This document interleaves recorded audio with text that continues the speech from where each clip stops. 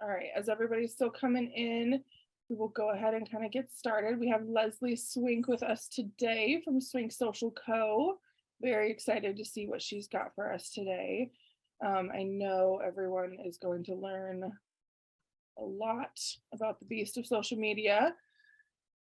Again, put all of your questions in the Q&A and we will get to those afterwards. And feel free to chat throughout the presentation in the chat area.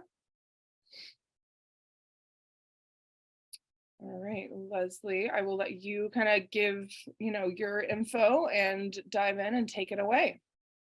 Okay. All right. Well, hey guys, I am Lezlie Swink and I'm the founder of Swink Social Co. We are a social media marketing agency that specializes in Instagram, Facebook, and Pinterest marketing for busy interior designers. So we do social media management, we have a membership, and we have consulting services. We have been doing this for about 3.5 years. We've helped dozens of designers really show up and kind of have their presence on all these social media platforms. So I want to share kind of what we do to help them, what we see has been working, and hopefully you can take that and incorporate it into your social media plan. So I'm going to go ahead and bring up the presentation here. Maybe. Hold on one second. Let me cancel this. Let's see. Sorry, give me 1 second. There we go.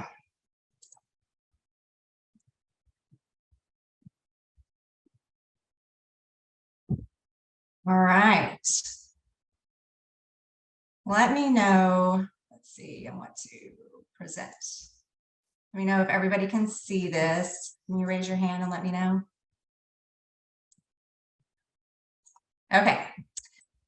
So today we're going to talk about social media secrets for interior designers. And first of all, I just want to thank you so much for being here. I know that you're really busy. I want to thank Mydoma for inviting me. This is a topic that I obviously love and I could talk all day about.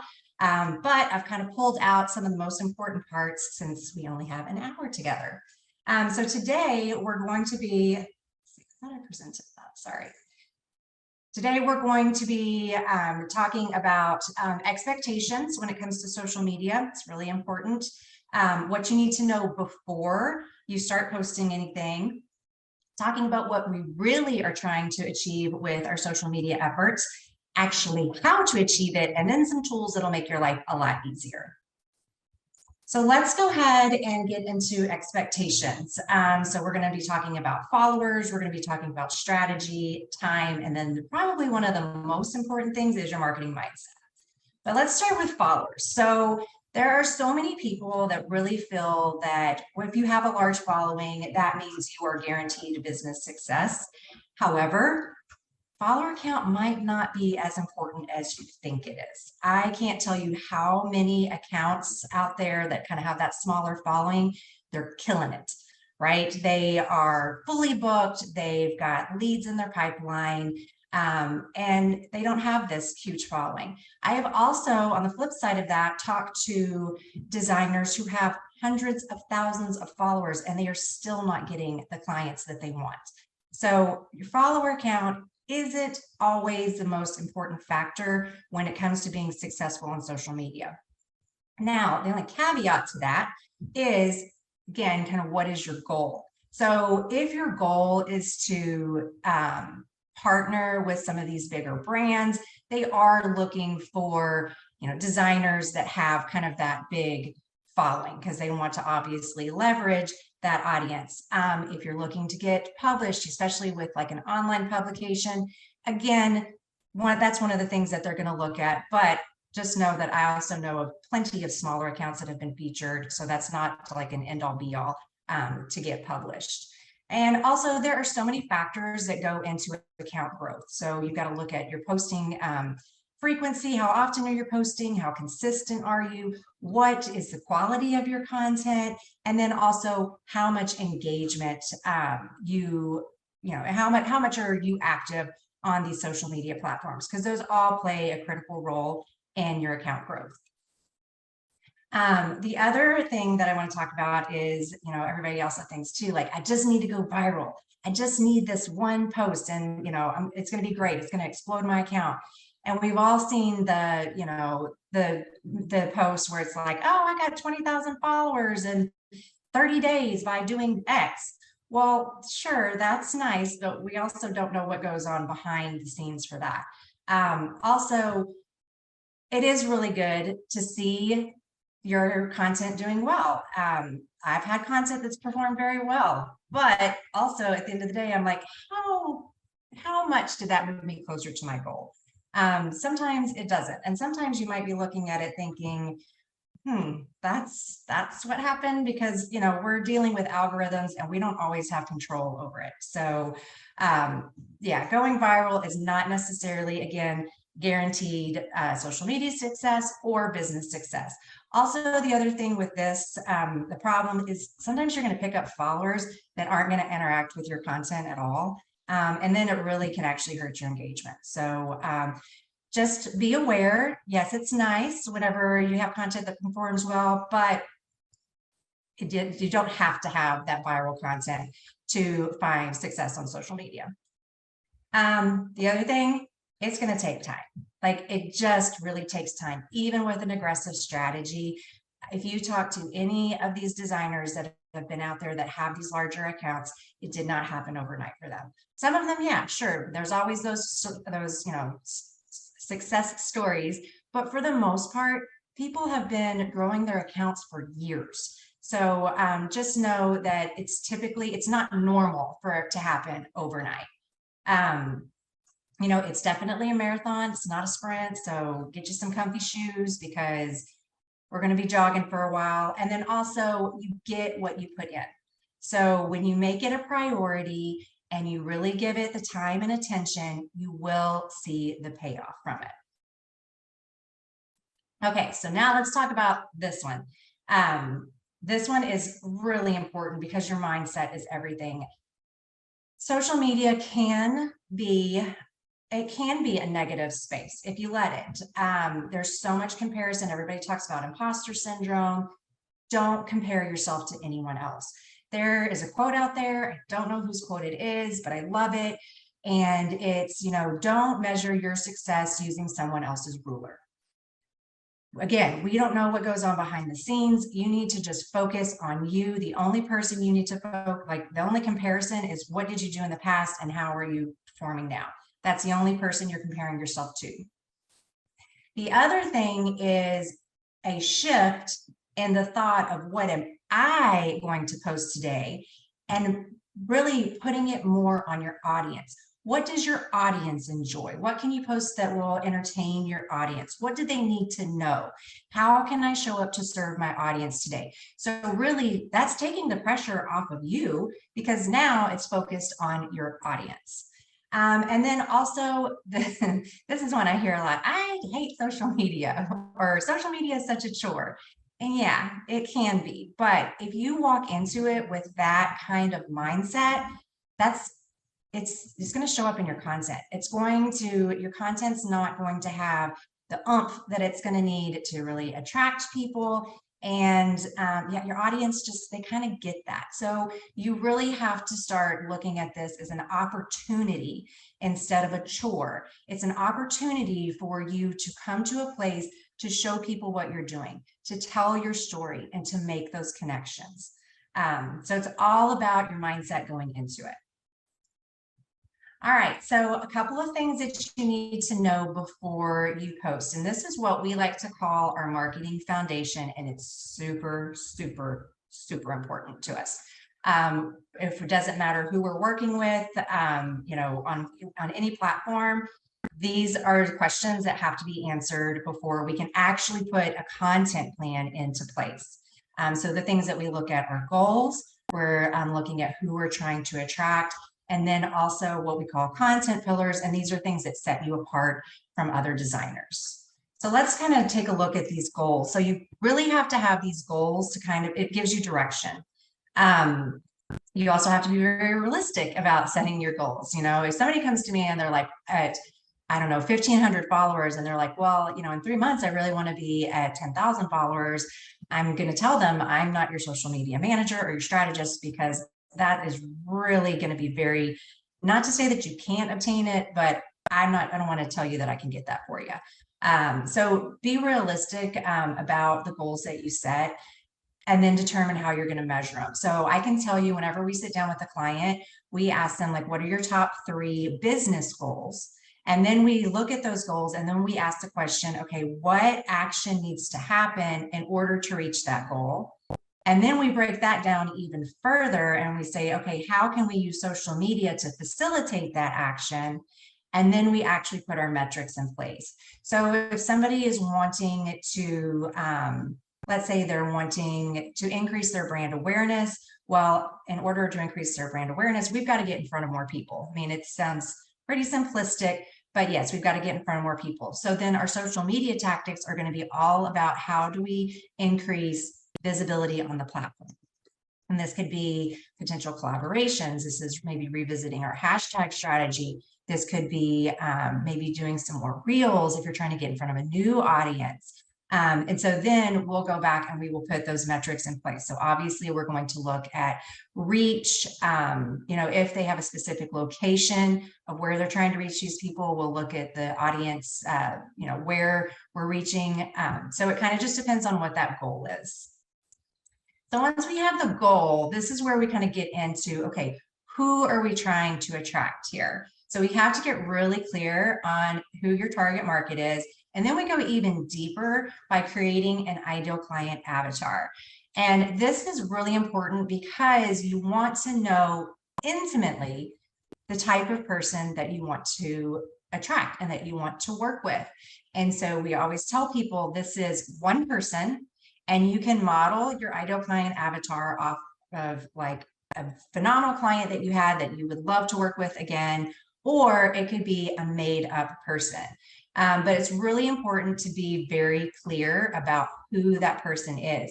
And I will actually send the link. I just put out a blog post, and in the blog post, it talks about the marketing foundation. And also there's an ideal client avatar workbook that asks all the questions so you can get really clear on who this person is. So after you get that done, this is where you want to determine where they're going to be most active. So if you have, maybe let's say your ideal client avatar, maybe they're in their mid-30s, they're a busy family, you know, that's kind of, you know, who that avatar is, then you're probably looking again more at like an Instagram, right? But if you have an ideal client avatar who might be, let's say 55 plus, you know, their grandparents, whatever, you know, Facebook might be where they're going to be hanging out most. If you're serving, you know, maybe you're a commercial designer, then maybe LinkedIn is going to be the platform for you. But once you get really clear on who you're trying to attract, then you can figure out where they are and put your focus into those platforms. All right, and then the next thing is, what is your unique value proposition? So what makes you different and what makes you unique? There are so many amazing designers out there. How are you going to stand out? How are you going to set yourself apart?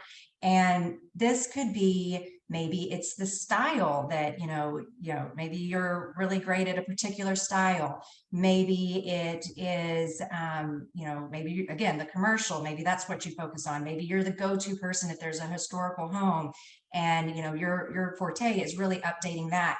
Once you get that figured out, you got to own it. You've got to own it, and you've got to put yourself out there that this is what you do and this is what you're great at. Doesn't mean that you don't do anything else, but if those are the projects that you want, those are the projects that's what you got to start talking about.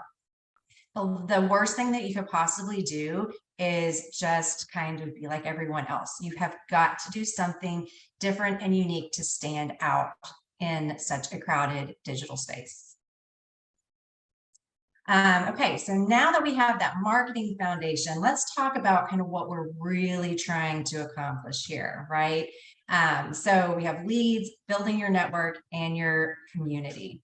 So obviously leads, this is typically the #1 goal for designers that we work with. And yes, we want leads because we're a business, but they do come in different forms. Yes, it's phenomenal to have people reach out to you because they've been following you on your social media platforms and they want to work with you. But there's so many other opportunities that if that's all you're focused on, then I think you're missing out on, a lot of the possibilities. The biggest thing is, well, I shouldn't say the biggest thing. One of the things you should be focusing on with your social media efforts is building your network. So think of social media as this huge networking event that is going on 24/7.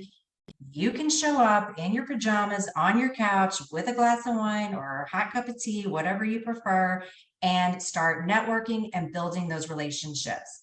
So this is really important, especially because for designers, I mean, you're typically business to consumer. That's a little bit harder to find individuals like that. However, it's a lot easier to target other businesses. So what we tell people to do and what we do to help our clients is we are very strategic about who do we want to build relationships with. So it could be real estate agents, it could be builders, it could be other contractors, people that are going to be, that have connections to your ideal client. You really want to start building those networks and building those relationships. And then the other thing too is just building your community.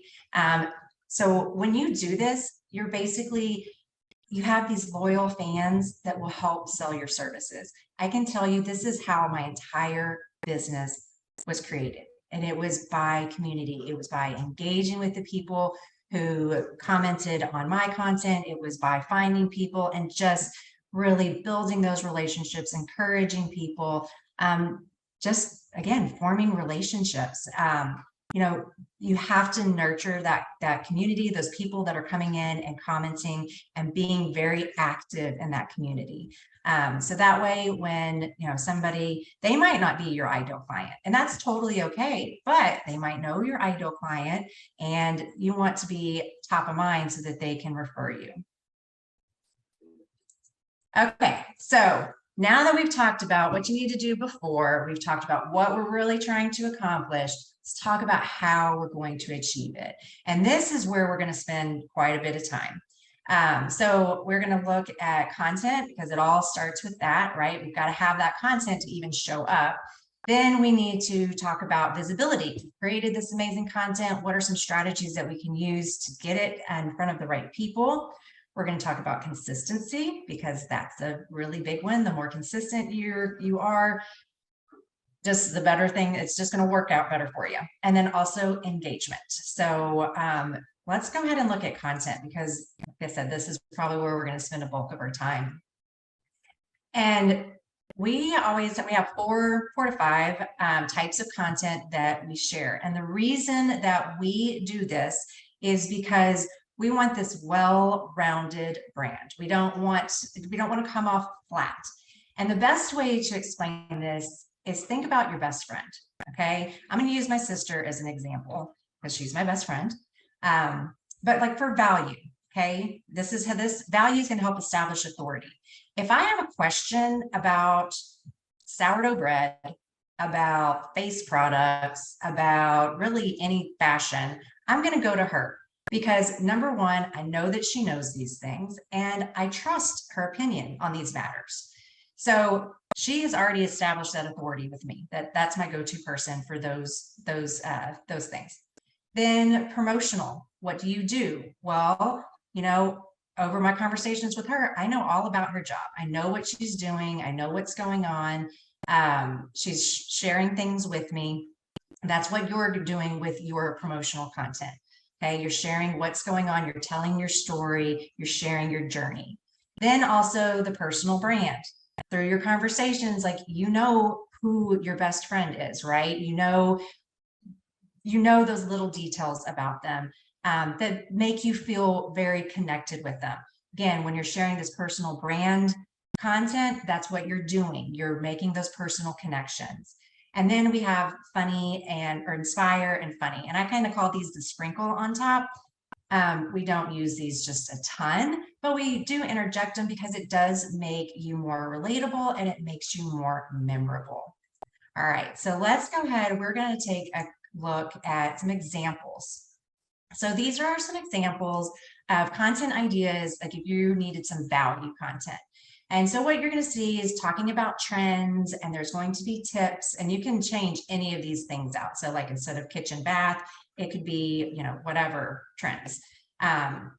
So one of the biggest pushbacks that I get from designers, especially when it comes to sharing tips, they always think, well, I'm going to be attracting the DIY crowd, and I don't really, that's not my ideal client. And I understand why you would think that you would attract the DIY crowd, and you might have some DIY folks in your audience, but what you're doing when you share your tips is you're basically telling your audience how you would do something. You're actually educating them on how you would do it. So you're giving them value, and then they know, like, oh, okay, so she's had this issue, and this is how, you know, he or she, I should say, how we're able to solve it. This is what they would do to solve this issue. My other suggestion in here is use storytelling as much as you can. So let's say, for example, with this first one with trends, it could be maybe I know it was probably what, a month ago, 2 months ago, with the kitchen and bath show. Like maybe you just got back from that. You could say, you know, went to the kitchen and bath show, walked around. These were the things that I saw and really loved, and kind of go into detail about that. Common mistakes you see most people make. So this is more of that like problem aware, and that is valuable. Some people might not even know that they have this problem, and it might be what is like hanging them up on making a decision. So again, relating that back to things that you see, you're actually helping your audience. And again, explaining that you see these mistakes and this is what you would do, and story tell as much as you can in here. Now let's talk about promotional. And for some people, you probably just cringe because you think salesy type of content. You can actually promote yourself all day long and never once ask somebody to work with you. I have no problems asking people to work with me. I don't think there's anything wrong with it, but I know it's uncomfortable for some people, and you really do need to do what's comfortable. So if that's not your deal, these are some ways that you can sell without ever having to ask for the sale. You know, obviously project reveals. I can't tell you how happy I get when my clients, you know, they have a photo shoot and I get my hands on all their pretty pictures. I cannot wait to put them up. So obviously, like, that is number one on the list, is showing off those, you know, beautiful projects that you just finished. Again, story tell here. What happened? What was, maybe, was there a design challenge that you saw? What, you know, just think of those details as, you know, you worked on that project, and share those. The next thing is project highlights. You can share your projects more than one time.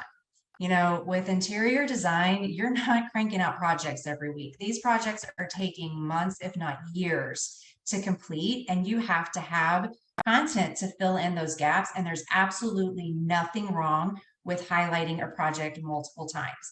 You can do it in different ways. So you could do maybe, let's say, a carousel. You could do it with the reels. You could do maybe just one room of the project.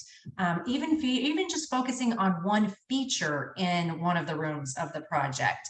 There's so many different ways that you can share those projects over and over again.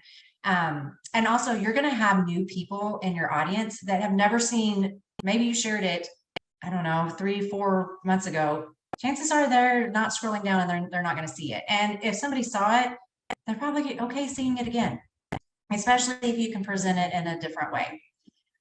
Before and afters. I mean, these are, people love a good before and after, and the picture really does the selling for you. Portfolio highlights. I love to do these. I call them like roundups. So you can take like all of your kitchens, and you can take all of your bathrooms and put them all together and show them that way. Again, you can get real creative by using reels. You can use carousels, but a really great way to kind of stretch the content. Tells. Let your past clients do the selling for you. That's social proof. Social proof is proven to be a very effective marketing principle. So definitely share those testimonials. Then also relating to your ICA struggle plus your solution and the transformation that you can provide. So at the end of the Ideal Client Workbook, there are 3 different captions that use this framework. So basically everything that it's going to ask you, like, what is your ICA struggle? What does that look like? What does that feel like? How can you, what's your solution to this? And then what does the transformation, what do they want to feel like? What do you want them to look like afterwards? You basically can plug all of this in to create a caption. And I will tell you that we worked with a client. She was brand new, less than 300 followers. Okay. She had 1 project under her belt, and it was one completed project under her belt, and it was her kitchen. We really focused, because we didn't have just a ton to work with. We really focused on this formula right here. And with less than 300 followers, she landed an ideal client. So it absolutely works. Again, really all marketing is it's really psychology. And you really, as long as you're pulling at those emotions and providing these solutions, it really hits people, in here, and they're looking for that solution. I heard on a podcast that I was listening to just the other day, people are 2 times more likely to run from pain than to go to gain. So everybody's trying to avoid something unpleasant. So it's okay to actually bring that up. And behind the scenes, again, if you're in between projects, or maybe you're just starting out, you don't really have a huge portfolio to share, you can go with behind the scenes. And this doesn't necessarily mean there's like rough demoed areas. You can show like your mood boards, your design boards, your renderings, things here to kind of supplement that content. Another thing with behind the scenes, especially if you're really big on like keeping, and I get it, I totally get it for designers, and everything is super visual. They don't want to have those, I should say some designers don't want to have kind of those, really rough looking images on their grid. They want to keep that grid really pretty with nice finished products or projects. This is where your stories will really come in handy, because this is where you can document the whole project and show all of that behind the scenes footage. And what I would suggest is for every single project, anytime you are on site, you need to be documenting what you're doing, even if it's a short little walkthrough, a little update on the project. Then what you want to do is create a highlight cover for that project and save all of those stories under that story highlight. So this is a wonderful way so if somebody comes and they're like, let's see, the Magnolia project, what happened there? You can walk them through from beginning to end of this project so they can see the whole thing unfold. And bonus is that now with the click of a button, you can turn your story highlight into a Reels video. We've done this before, and oh my gosh, it's so handy. So as long as you're really good about documenting that process, that is definitely a way to show that behind the scenes footage. All right, let's talk about personal brands, because this is where I get the most pushback.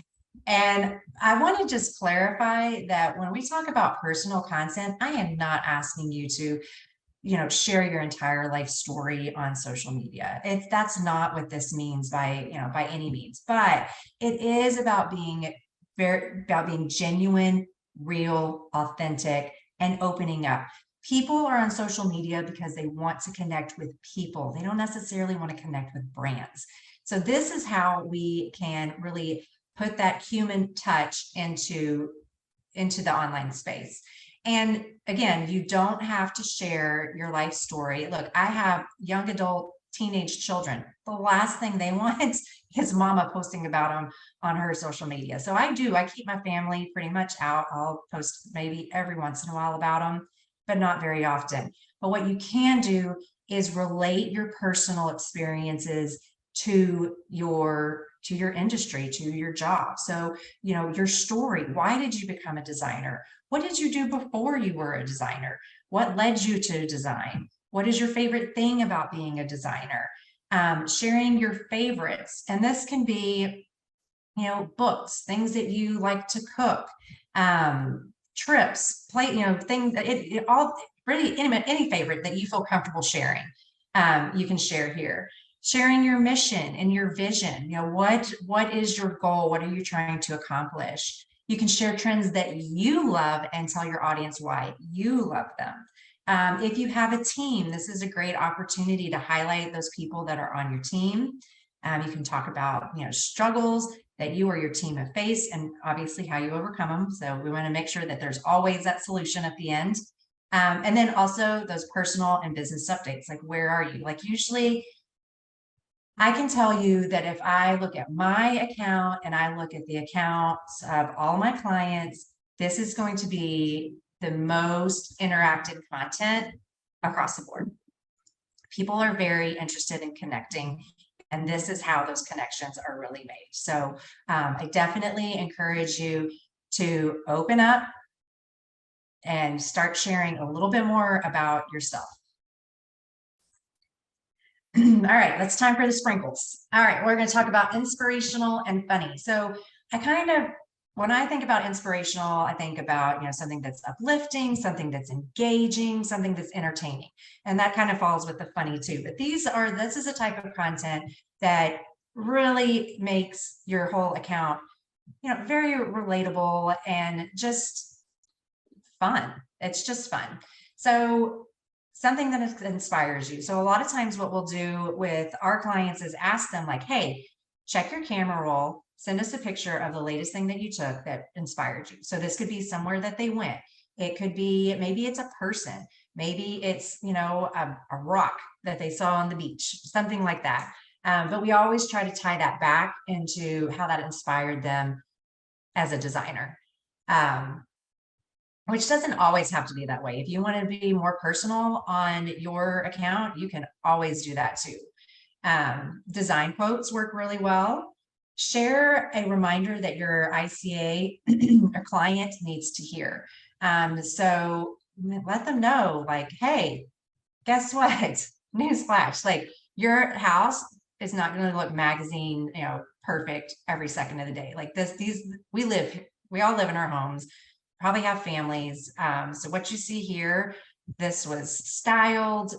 It's okay if your house doesn't look this way, like that kind of thing, because I think a lot of people can kind of get overwhelmed by looking at these beautiful pictures and yeah, they want that, but then they're probably thinking my house will never look like that.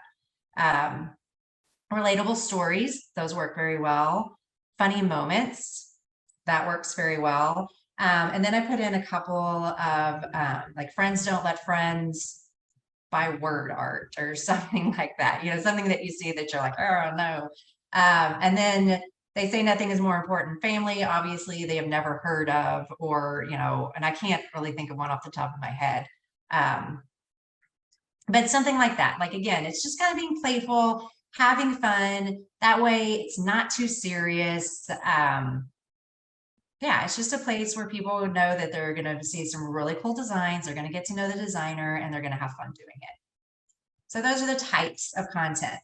Now, I do want to tell you that you don't want to get too hung up on the image that you are sharing. Your image is there to grab attention because that's what people see first. So that's what stops the scroll. So you want to pick an image that's going to stop the scroll, but then you can really frame your caption to any of the content types. So I put together a little example and I just grabbed this image from Canva. But for value, I could talk about when to use a neutral color palette. And in my mind, I made up this story. But in my mind, these clients are busy ER doctors. They have a very crazy, chaotic work environment. When they come home, they just want to be able to relax and just like let the stress melt away. So that's why we went with the very minimalistic design choice, obviously incorporating these neutral color palettes to give it that calming, soothing effect and just a place to escape their busy workplace. For promotional, I could share before and after here. Personal, I could share my favorite feature of this project, which would totally be that sunken living room. That's really cool. And then inspire, why it's important to have a home that reflects you. And I think, you know, again, going back to that story, they needed this place, you know, they needed that home to kind of be that calming, centralizing place after that crazy hectic day. And for the life of me, I tried to think of something funny and I just couldn't. So that one doesn't always work, but maybe y'all can get creative and think of something funny here. So let's talk about writing these captions. Okay, so we've got our picture that stops the scroll, but now we need them to read the entire caption. So we have to start with a hook. All right, so the hook, think of it as like a headline, something that's going to get them to click the little more button so that they'll read all of it. So really, like, using polarizing statements is very effective as a hook. Asking questions, leading with statistics. You know, are you making this mistake? Like, that was one of our value ones. Well, I'd be like, well, I don't know. What is the mistake? I need to know if I'm making it. So I'm going to click more and see. It could be the 5 features you need in your next kitchen remodel. Well, you know, that's like, okay, I know exactly what I'm getting from this. I want to see what those 5 features are. So anything that's going to grab somebody's attention after your beautiful image, you know, did that. The next thing you want to do is use plenty of white space. Okay, people are on social media on their phones. I will tell you, if I come to a caption and it is just one big blob of letters, I'm not going to read it. My old lady eyes cannot handle it. I can't, it's too hard. It's too hard to read. It could be the best written caption in the world and I wouldn't read it. So this is why making sure that you're, you know, spacing. I always say no more than 2 to 3 sentences, and then put a break in there, put in some space, break that up, list things out, use bullet points, you know, that helps break things out. And then also use emojis. It just makes it fun. And again, it's another way to kind of break up that caption and make things a little bit easier to read. The next thing, keep it conversational. Right? Remember, you're talking to your ICA, you're talking to your best friend, you know, you're not writing, you know, a paper for your English teacher. So, you know, obviously we don't want any misspelled words, but, you know, again, like, you don't have to have perfect punctuation and all of that stuff. We're just keeping it super, super casual, super conversational. And then you always want to end with a call to action. So if you want them to go to your website, tell them, like, hey, do you want more information on this? We have a great blog post on our website. Just click the link in bio, or if you're on Facebook or LinkedIn, put your link in there. Obviously, Pinterest, you're going to have a link there. If you want them to comment, ask them a question. You know, you want to give them, you can't assume that they're going to know how to interact with your content. You've got to tell them how to interact with your content. So using a call to action. And you know what, you might get to a point where, like, nobody's doing this, nobody's clicking on the link, or nobody's commenting. Keep doing it. Keep doing it. Okay, it takes time, but eventually you're going to get people commenting. Okay, so now that we have created all of that content, it's really time to get in front of the right people, right? So we've got this beautiful content. It's wonderful. It's time to optimize it. So if you are on Instagram, several ways that you can do this. Hashtags. Yes, they are still relevant. Yes, they still work. Are they a pain in the butt? Absolutely. But I have a trick for you. We create 3 hashtag sets. So these hashtag sets can be used on any post, and you've got three different options. And your hashtag set includes your brand hashtags. So this would be like hashtag Swink Social Co. It could be, well, we're going to use Susie Q Designer because that's my fictitious designer I always use. Then it would be anything that describes your brand. So let's say Susie Q Designer is really into like the timeless traditional style. So I would definitely use, I can't think of the hashtag off, but timeless home, timeless style. I can't remember what it is. But then I would go through and I would choose hashtags that really relate to Susie Q Designer. So maybe, you know, if you are focusing on kitchen and bath, you could be bathroom designer, kitchen design, you know, go through, you have to do some research to find these. But anyway, you've got that list. Then you make another list. These would be for your location. And so mine would be like hashtag Oklahoma City, hashtag Edmond, Oklahoma, hashtag your 405. The design ones here are, you know, obviously like OKC interior design, OKC designer, OKC homes. Those all focus on those location. Then if you can, and if it works, you would try to find your ideal client hashtags. And I know that these are a little bit harder, but let's say, for example, you are targeting maybe moms in Oklahoma City, then you would want to use the mom hashtags too, to kind of get their attention. So like for me, I'm targeting interior designers. So I always use hashtag and interior designer of Insta, hashtag interior design community, things like that. So I can get the attention of who I am posting for. The last one is community hashtags. And there are a ton of different community hashtags out there. So this would be like, for example, and now my mind's gone blank on all of them, but like, okay, BHG style maker, oh gosh, Becky Owens feature, and these might not be exactly right. Anyway, there's a bunch of different ones out there.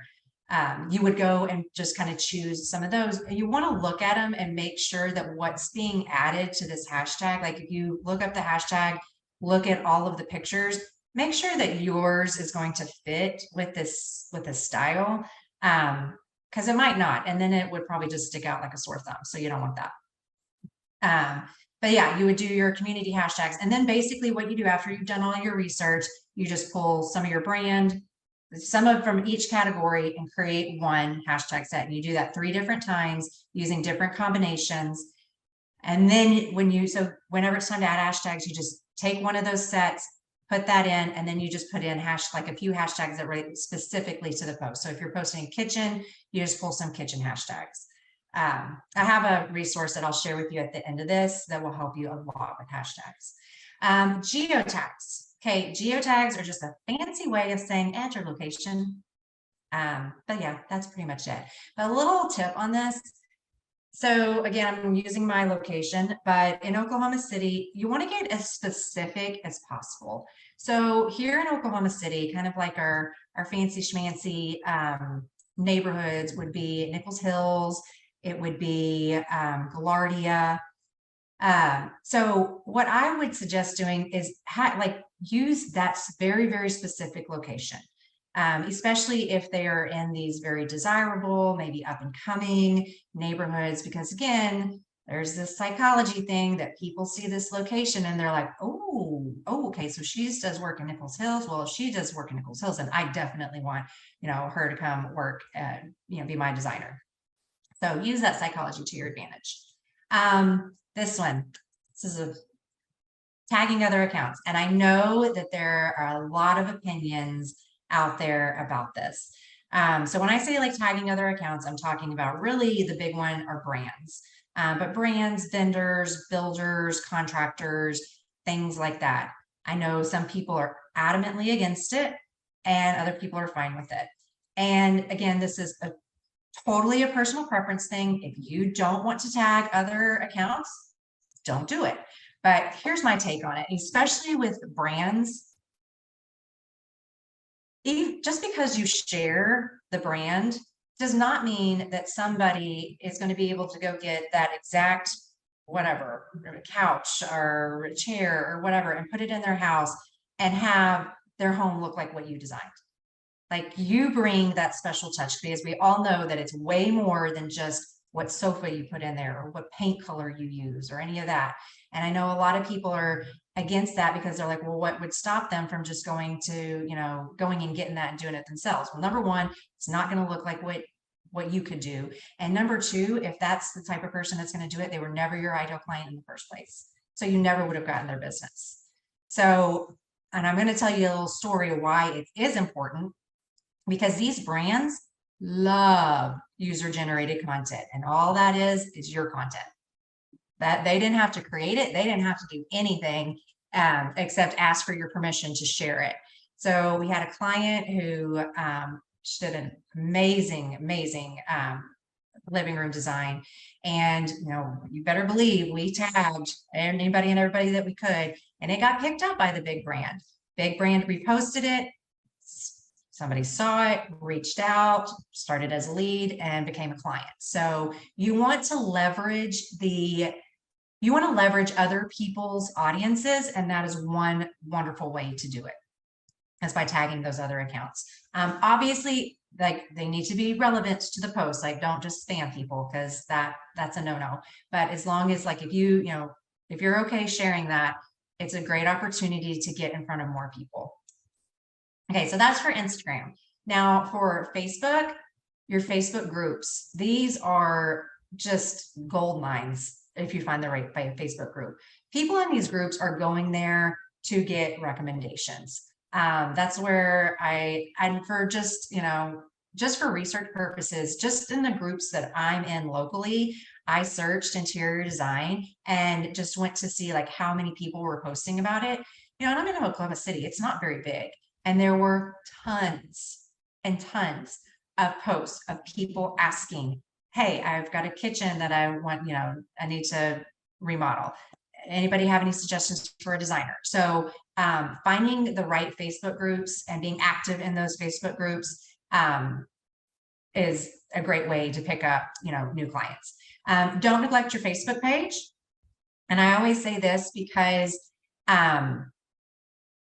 this is a place, even if somebody refers another person to you, that other person is going to do their research. Typically, they're going to go to your website and then they're going to check out your social media pages. And Facebook is one of the first social media pages that they go and they check out. So if it is active and you're sharing, it's just, number one, they can learn more about your business, but also it's like, oh, okay, wait, this isn't some fly by night. They're legit.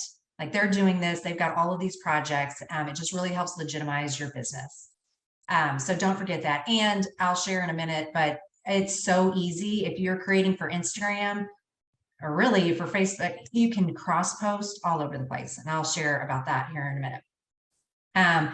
Pinterest, if Pinterest is your jam, then you want to be sure that it is keyword optimized, because it is a search engine and it needs those keywords to match your content with user searches. So your description, your Pinterest bio needs to be keyword optimized.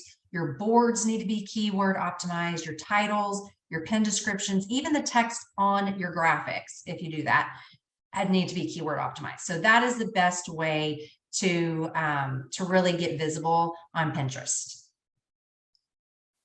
All right, so now let's talk about consistency. So we've talked about content. We've got all of our content. It's awesome. It's beautiful.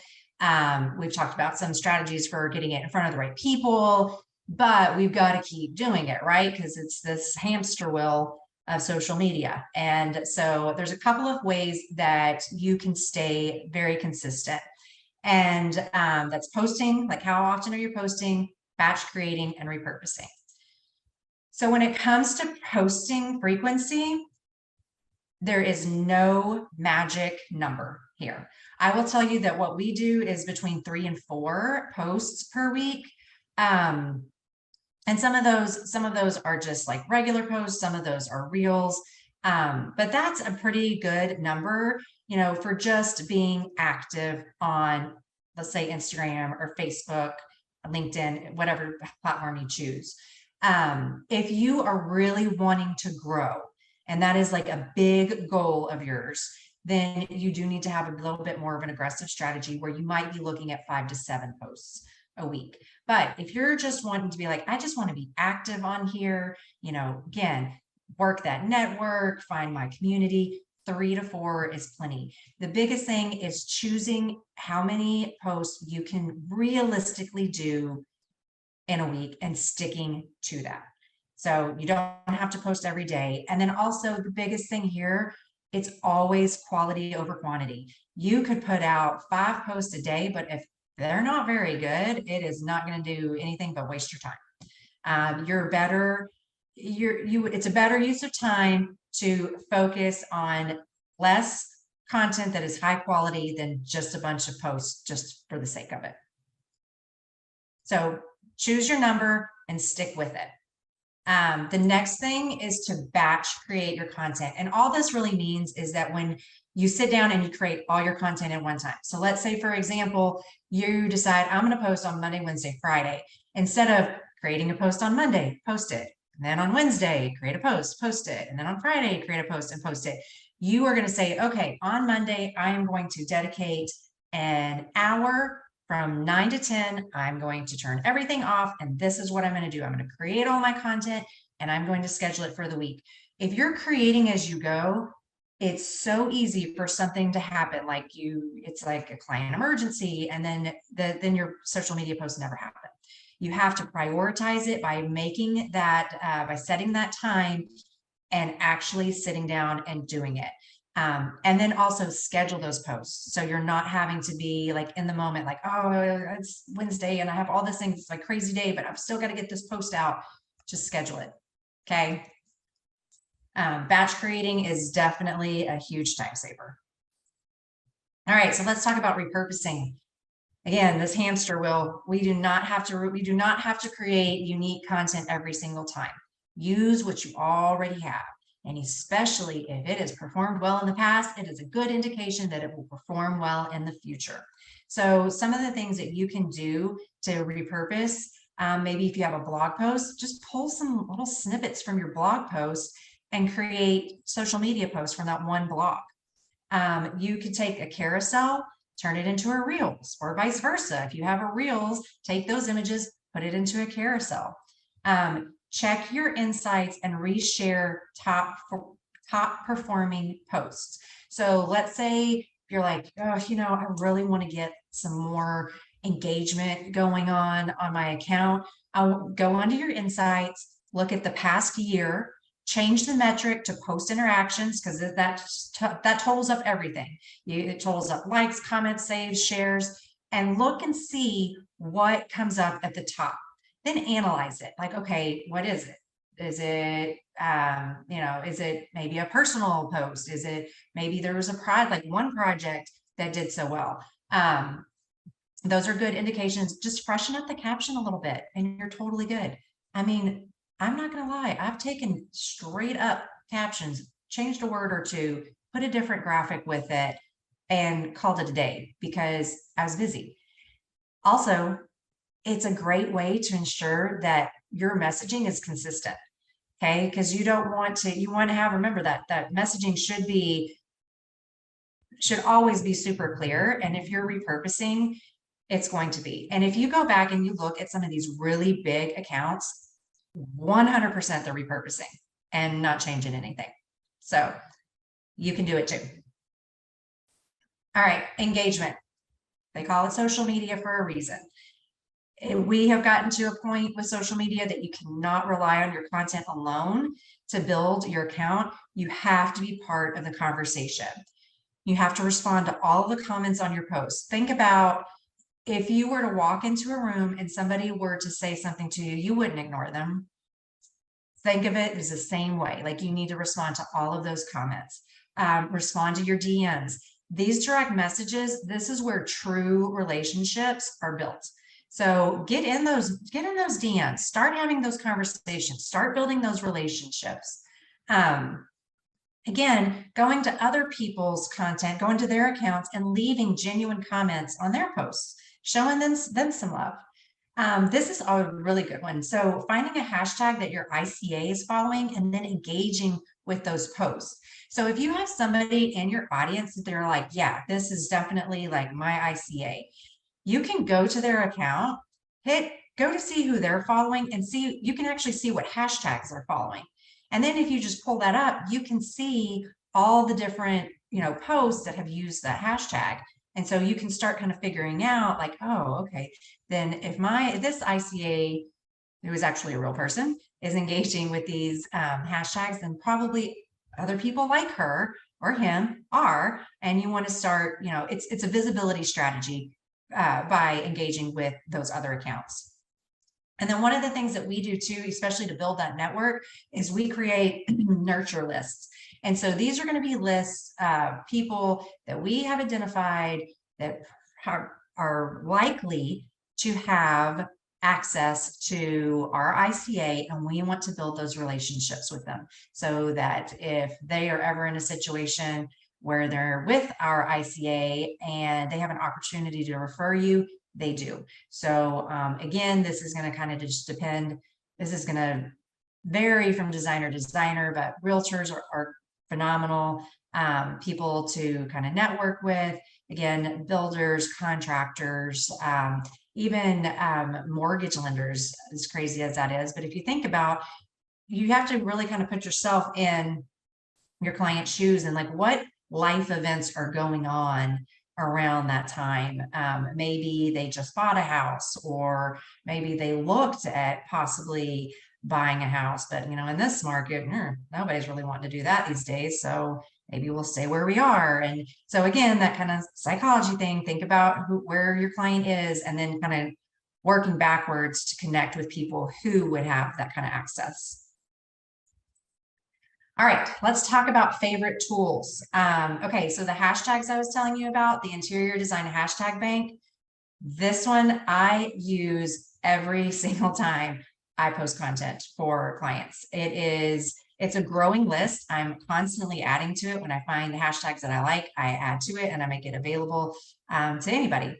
There's over 300 hashtags. They are all categorized. So if you need living room, you can find your living room. If you need kitchen, there's a column for kitchen. Probably need to go in and clean it up a little bit more now I'm thinking about it. But it is, once you have your hashtag sets, it's a great way to pull those hashtags that relate specifically to your content and just plug them in. So it's really fast. There's also the Pinterest keyword guide. I will actually add these, provide these links so that you guys can go in and grab those. But if you're, Pinterest is where you're focusing and you need some help with some keywords, that's shows you how to do your keyword research. And then it also has keywords that we've researched for you. A content calendar. This one is pretty big because you need to have a plan and you need to have it laid out. The more prepared you are, the easier it's going to be to create this content and go. Like it becomes like this little system. It's a well-oiled machine. Once you get it running, you are able to, again, stay consistent, and it doesn't take as long really to make your content. We use Trello. It is a project management tool or software. We like it because of the collaborating features that it has, because we're going back, with my team, with our clients. So that's really nice. I do have a social media content calendar template, and I can make that available as well. I did the other day just discover it's not a Google Doc. I don't know why I put that in there. It's actually a Google spreadsheet. But wow, like it knocked my socks off. I was so impressed. Like if I had the ability to collaborate, I would probably drop Trello and go straight to this Google spreadsheet. So I was that impressed with it, and it was like $10 from Etsy. So I will include that link too. It's really, really cool. One of the cool things about it is that you can plug in your pictures, but then on this other spreadsheet, it shows your grid. So you can see how everything's laid out, which is really, that's a request I get a lot. And, we're having to like manually do it through Canva because Trello just doesn't have that capability, but the Google Doc does. So it's really, really cool. Again, scheduling tools. If you are just posting, like, let's say like, okay, I'm just focusing on Facebook and Instagram, I highly recommend Meta Business Suite. If you have, we have to have a Facebook business account to have a Instagram business account. So you already have a Meta Business Suite account. So you just really kind of go in there. You can access it from your Facebook page. You can go in there. And what I like is that you can post to both just one time. You go in there, you say, I'm going to go to Facebook and Instagram, pull in your pictures, You can put in your caption, and then it has a feature too that allows you to change your caption. So like, let's say, for example, Instagram, you can't put links in your caption, but in Facebook you can. So you better take advantage of that. So then you can alter your caption just a little bit, and on the Facebook include the link.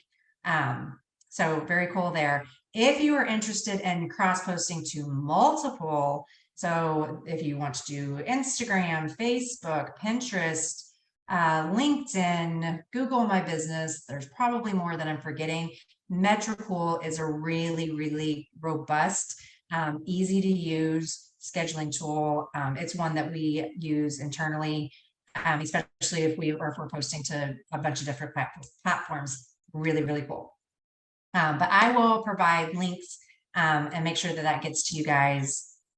But yeah, those are definitely the tools that we use. And I think I don't know. I think I did go over my hour, sorry, or my 45 minutes. Totally fine. I got long-winded. All good. It was all so much good information.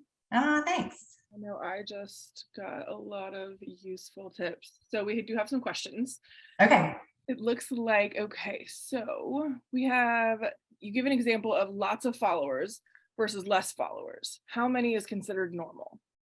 Oh, that's a good question. Actually, like statistically, if you look at it, it's going to be real low, like 400 or something. I would say, yeah, like if I read that the other day and was like, wow, that's interesting. But like what's considered really low? I don't really know if there is a low. I would say, like, my question would be like, it really doesn't matter I mean, as long as you're getting what you want out of it, doesn't matter how big your following is. Yeah. Sure. Makes sense. All right. So I hear you saying that follower count doesn't necessarily matter, but people do look at that and oftentimes base their decision on how large your platform is, which sucks. Do you think the consistency is more important? Yes, 100% consistency is more important than followers. A few hashtag questions that kind of go together. Okay. For hashtags, do you usually target ones that have the highest or the lowest amount of followers, or a combination? Good question. Combination for sure. Didn't really touch on it, but we kind of do like a high-low. You kind of want to stay in a sweet spot. So, and the sweet spot really depends. This is a tricky question because it really depends on how large your account is. The larger account, the larger hashtags you can use and be successful with. The smaller the account, you want to stick with some of those smaller hashtags. I always say if you can find hashtags, and we're talking about accounts that are probably anywhere from like 1,000 to 5,000, is finding like that sweet spot of maybe hashtags that have like that 200 to 500K, those kind of sized hashtags. You might be able to pull some bigger ones, like maybe 1 or 2 big ones, maybe 1 or 2 small ones, but kind of stay in that sweet spot. How many hashtags are ideal for each post? A very good question too. So the number of hashtags don't matter as much as the relevancy of the hashtags. Remember, your hashtags are really signaling to Instagram what your content is about. So if it doesn't relate to your content, then you basically are confusing Instagram, and you don't want to do that. Sure. I will say, just to be a little bit more specific, because I feel like I'm being super vague with these, because there's no like right or wrong. And that's the thing with all of this. There is absolutely no one perfect way to do it, because if that were the case, we would all be crushing it, right?